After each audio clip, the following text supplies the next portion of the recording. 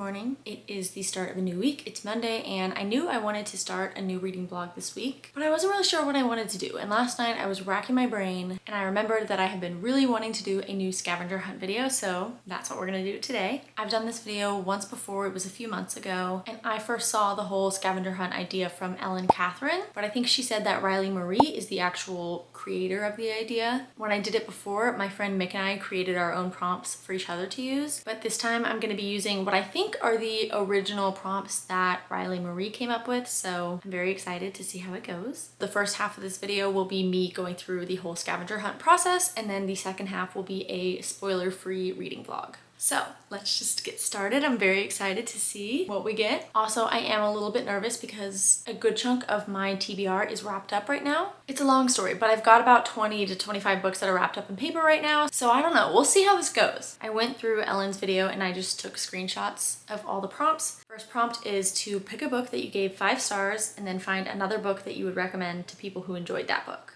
What is a 5-star? What is so sad is I have not given a book 5 stars since I read Fourth Wing in, I think, October.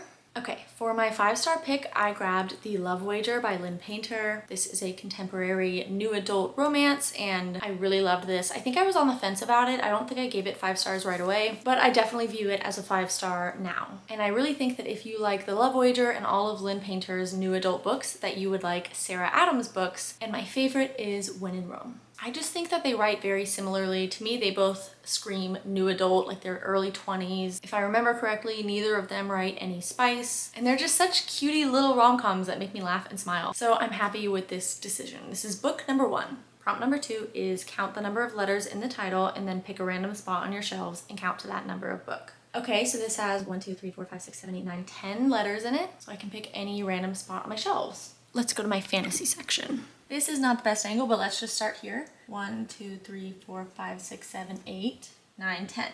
Arch enemies? Maybe this wasn't a good idea. We've got the second book in a series that I haven't read yet. I think it does not matter if I've read these books or not, but I guess we'll see with this next prompt. Number 3 is look at what's on the cover and find another book with similar elements on its cover. So I know it's about superheroes. There's some sort of old building in the middle of it, 2 enemies it looks like on the cover, a bunch of little like creepy men. I don't know. I'm supposed to look for similar elements, so I don't think I'm supposed to go just off color scheme. I think I should be looking for either something with a similar kind of building on it or 2 people facing each other off, something like that. So let me look for a second. This is kind of harder than it seems. This might not make sense right off the bat, but I am gonna go with Babel. I've never known how you're supposed to say this because they both have that just tall tower in the middle. So yeah, that's what I'm gonna go with. Prompt number 4 is reverse the page number of the book and then find another book with a similar page count. Oh, this is tricky. Okay, so Babel has 542 pages, so I need to look for something that's close to 245 pages. So something really short. What is something that's really short? What about this one? The Cabin at the End of the World by Paul Tremblay is a book that I have read and I actually hated it, but I feel like it's right around 250 pages. Oh, and it's 270. So it's close but not great. Let me try another. This is much better. We have The Storied Life of A.J. Fikry, which I just recently read, and it has 258 pages. This might be as close as we're gonna get. So this is book number 4. Next prompt is list some of the tropes in this book and then find another book that shares some of these tropes. Oh gosh. I would say small town. I don't really know what kind of tropes. I feel like tropes are so much easier for me to identify if it's like a romance or a fantasy romance or something. This is just a general fiction about a man whose life is not going very well and then like all of a sudden changes. It's small town though. That's really all I've got right now. You know, we'll just go with that. We will just go with small town, so I'll pick out something else with a small town. Maybe if I have another general fiction that I know is small town, but I don't know that I do. I didn't have as many small town options as I thought I would, but I settled on Part of Your World by Abby Jimenez. This one's a rom-com, but it does take place in this really cute kind of country small town, and I really loved that aspect of it, so it feels like it fits. I wish I had more tropes to go off of, but honestly, I'm probably not the person to ask about tropes really, unless they're like in your face, widely talked about tropes. So this is as good as it's gonna get. Prompt number 6 is find a book that has the same color combination as the current book. So we're really blue and yellow and a little bit of orange. I I see one that's blue and yellow. I found a few that might match. This is our reference. First I grabbed The Last Word by Taylor Adams. This is not really matching to me. Then we have Carrie Soto Is Back by Taylor Jenkins Reid. It's also not really matching to me that much, but it's a better match than the last one. Then we have Done and Dusted by Lila Sage. I feel like these are looking kind of good. We've got the orange and the blue and yellow, and they're both romances, so they're kind of giving the same vibe. Like, look, she's got an orange shirt, and so does he. My last one was Arsenic and Adobo, but it's not bad, but it's not enough blue, I think. So I think I'll go with Done and Dusted. Literally all I know about this is it's a cowboy romance, and it got very, very popular. That's all I got. So hopefully this one doesn't ask me to identify tropes or anything else. Read the first sentence and then pick any word in that sentence and find a book with that word in the title or on the cover. The first sentence is, Clementine Ryder, I swear to God, if you're going to mope all night, I'm taking you back home, Teddy said. I definitely could find a book with the word night in the title. What about home? I don't think I have anything with home, do I? Swear? I don't think so. I thought of Say You Swear, but I don't have that book. Let's do night because I have one in mind, which is The Serpent and the Wings of Night by Carissa Broadbent. This is a fantasy romance with vampires. We're on to prompt 8. Go to the acknowledgements and find a book written by an author with the same/similar name as someone mentioned. This is one that Mick had me do. I remember it being kind of hard last time. We have Nathan, Monique Patterson, Ariella, Deanna, Elizabeth, Rachel. I feel like I have a Rachel. Noah, Anthony, Rachel again, Claire. It's Claire, spelled C-L-A-R-E. Isn't that how Cassandra Clare writes her name? I don't know why I said how she writes her name because it's not like I think she got to pick. I think it's her real last name. Cassandra Clare is spelled the same way, so I grabbed The City of Glass, which is book 3 in the Mortal Instruments series, which is part of the entire Shadowhunters universe, and this is the next book that I have to read. We are getting down to the end. Prompt number 9 is look at the cover and find a book with a similar looking cover. Oh gosh. These covers are just so unique in not a great way. Do not love these covers. This one also doesn't have swords or anything on it like the other ones do. It's just red with a guy sitting in it. It has red swirly things and the font is gold and it's very shiny. Okay, this is difficult. I'm looking right at Cassandra Clare's other book, Swordcatcher, which I know is red and gold and dark, but that would be really lame, so I'm not gonna go with that. Jeez, I don't know what I have. Let me dig around for a second. I really feel like this was just one of the worst possible books I could have picked for this prompt. And I really just don't think that what I picked looks very similar, but I think it's the best I have. You're gonna look at this and be like, there's just no way these don't look similar at all. But that is The Poppy War, and I picked it because they both have these swirling elements going on. They both have a person on the cover, and that's really it. They do both have a New York Times sticker on them, but that's genuinely it. It's just got that whole swirly kind of thing going on, which I think I have a couple of other books that have that going on, but these at least also had a human on them, so I'm not really happy with this choice. I feel like it just is quite a stretch, but other than picking another Shadowhunters book, I don't think I was gonna find anything better than this. So book number 9 is The Poppy War, which is kind of scaring me because I have no idea how this is going to impact my last choice, what the last prompt is gonna be.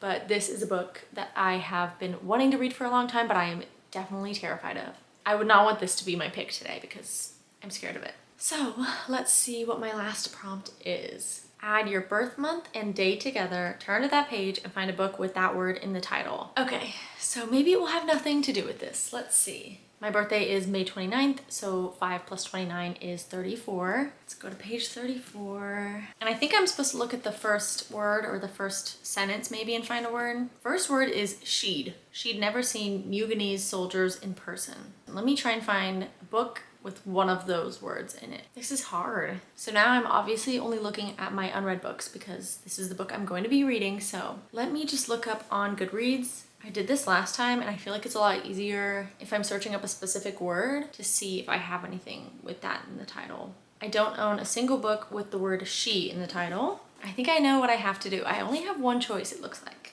Oh no, I think it's wrapped up. My camera died, but the book is wrapped up. So I'm going to have to carefully unwrap the ones that look like they could be it until I find it. I will be right back. Oh my God. I have been carefully unwrapping just the bottom of my books to see if it was in there. It's literally up there. I just turned around. I was like, wait a minute. Is it over there? Yes, it is. Not that I did like any real damage, but I'm upset with myself for forgetting I had this. And that is Happily Never After by Lynn Painter. We started with her book, The Love Wager. So we've got a whole full circle moment going on. I had to pick this one because it is the only book I have with never in the title, which is part of that sentence on page 34. Obviously, I love Lynn Painter, so I'm excited for this. This is her newest release. It came out within the past couple of months. I feel like I've talked about it a lot. It was part of my spring TBR. It's definitely a book that I wanted to get to sometime soon, and it should be a really quick, easy, fun read, so I'm very excited. This is about Sophie, who is about to get married, and she finds out at the last minute that her fiance has been cheating on her again. So she wants to call off the wedding, but she's afraid of actually doing it herself because I think her fiance's father is her father's boss, so she's afraid that there could be some sort of repercussions for her dad, so she doesn't want to just outright cancel the wedding herself. So she hires Max, who is a wedding objector. So essentially he gets hired for situations kind of like this, where in the middle of the ceremony, when they get to the part where they're like, hey, if anybody objects to this wedding, say so now or forever hold your peace, he stands up, and in this case I think he is going to be like, you are cheating, you're awful, I object to this wedding for that reason, blah blah blah.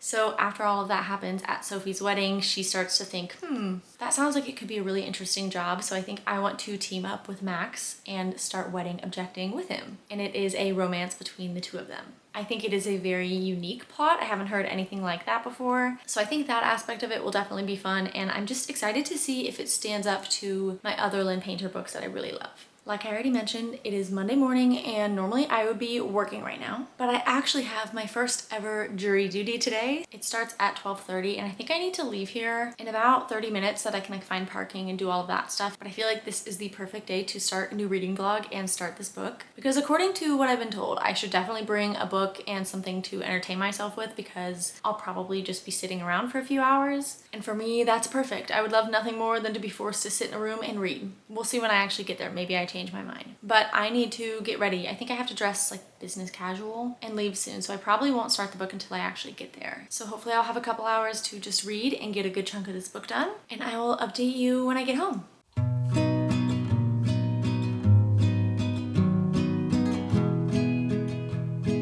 In my car and it's 90 degrees outside, so I'm sure you can hear my loud AC. I just read the first 2 pages of this book and already we are just getting right into it, and it is already funny. I think this is gonna be so much fun. I have very high hopes. I really honestly didn't expect it to just start out so quick. Like, we are not building things up, we are just getting right into it, which I'm kind of here for. I think I need to go in, so hopefully I can get a lot done today.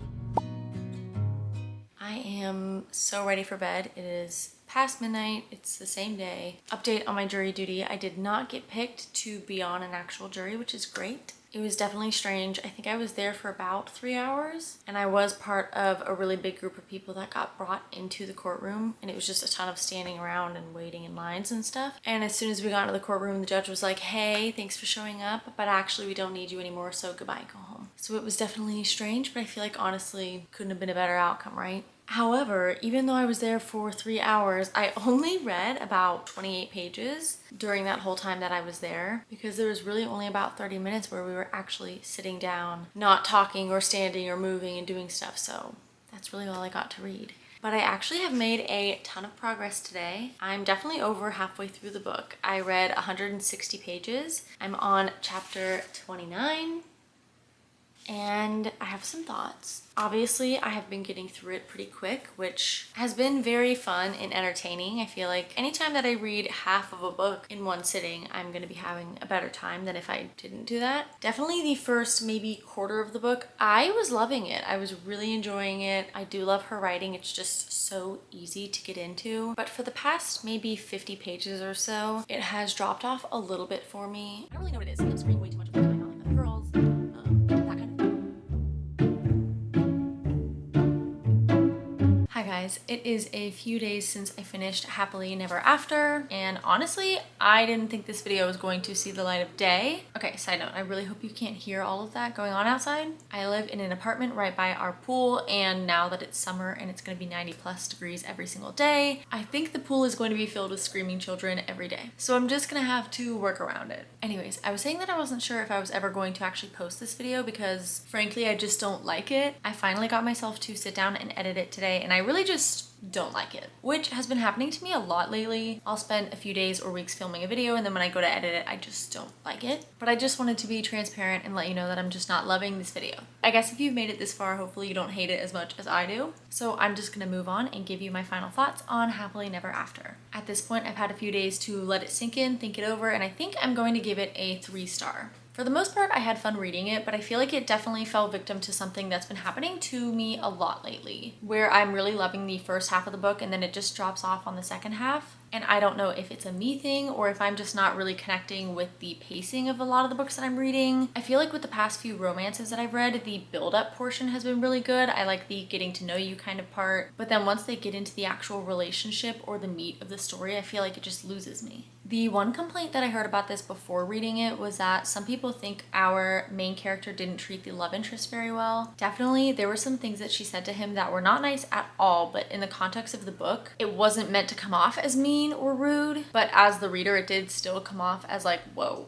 why did you just say that? But I feel like that whole thing about her saying things that aren't nice to him kind of just blew over pretty quickly for me. After that, I was honestly just kind of annoyed with the main character. Her whole personality was very much quirky and kind of giving me like, I'm not like other girls, which I feel like we all hate, but it wasn't too intensely like that. It was more so just trying to be quirky, I think, which I do feel like is very common for a lot of rom-coms like this. But this one was maybe just like a smidge too much for me. Also, at the beginning of this video, I'm pretty sure I said that Lynn Painter doesn't write any spice in her books. And I don't know if I'm just getting her mixed up with Sarah Adams or if I don't remember correctly, but this book did have some spice in it, which for me is not a bad thing, but I wanted to, I guess, warn you in case you were wanting to pick this up specifically because I said it didn't have spice. I just wanted to clear that up and say that sometimes it did feel like the relationship was just a little bit more physical than it was emotional. So I guess that was one more factor as to why I didn't love the book. I feel like I just ranted about a bunch of qualities that I didn't like about the book, but I want to make it clear that I did enjoy this and I had fun while I was reading it, especially the beginning part. There were so many parts of this that just made me smile and laugh, and that is exactly what I want out of a rom-com. So even if that part didn't last throughout the entire book, I'm glad that I got some of those like happy, smiley feelings at the beginning. Comparing this to other rom-coms that I've read so far this year, this definitely falls towards the bottom, but I feel like I had some really good ones earlier, and I only gave those 4s or maybe a couple 4.5s.